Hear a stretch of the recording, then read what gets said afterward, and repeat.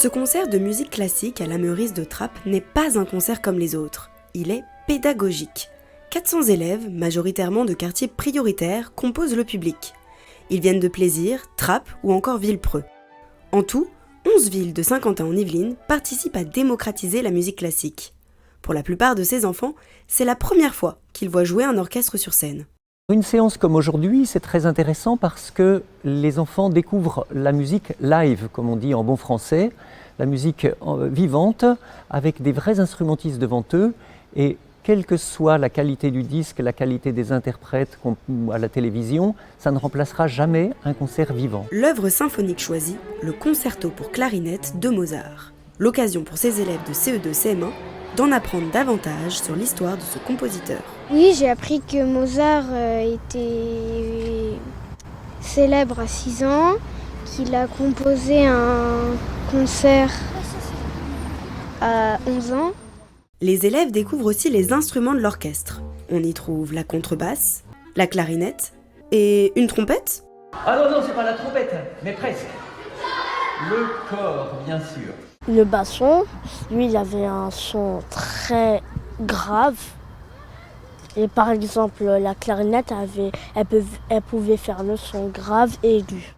Les enjeux pour la PMSQ, éveiller la curiosité des enfants et surtout leur montrer que la musique classique est partout.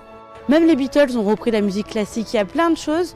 Il y a des raps aussi qui se font sur la musique classique, compris Beethoven ou Bach comme instru de base. Et ça fait partie de notre culture. Donc c'est très important qu'ils aient cet apport effectivement à l'école de la République française. Et c'est vraiment le moment où on fait groupe. Voilà. Et ça c'est important parce que l'an dernier, moi j'avais un groupe classe qui n'était pas toujours très soudé. Et ce projet pédagogique, ça nous a maintenus toute l'année et ça nous a rassemblés. Et c'est vrai que voilà, on est devenu une équipe. Le projet rassembleur prend encore plus d'ampleur avec un autre événement proposé par l'association, l'Opéra des enfants en scène. Accompagné d'un orchestre symphonique, près de 350 élèves de l'agglomération de Saint-Quentin-en-Yvelines s'initient au chant. Depuis le mois de décembre, les enfants travaillent avec la chef de chœur des écoles sur un opéra d'Étienne Perruchon, Dogora. Pour la première fois, le chef d'orchestre Pierre Calmelet va à leur rencontre pour leur donner des conseils.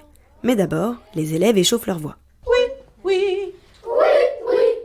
Super. Si. Le cours peut commencer. La tâche est complexe. L'œuvre musicale est en dogorien, une langue inventée par le compositeur. Puis chanter avec d'autres enfants, couper en même temps, garder le rythme, toute la musique. Au début, ça paraît compliqué, mais après, on s'y fait et on y arrive. De toute façon, c'est un projet incroyable que nous fait vivre la PMSQ. C'est une opportunité unique de vivre sur une scène comme ça, une scène nationale avec un orchestre symphonique, de chanter des œuvres. Je pense que personne au monde ne peut rester insensible à ça. L'orchestre symphonique et la troupe de jeunes chanteurs se produiront au théâtre de Saint-Quentin-en-Yvelines le samedi 1er juillet. Un spectacle vivant qui promet d'être riche en émotions.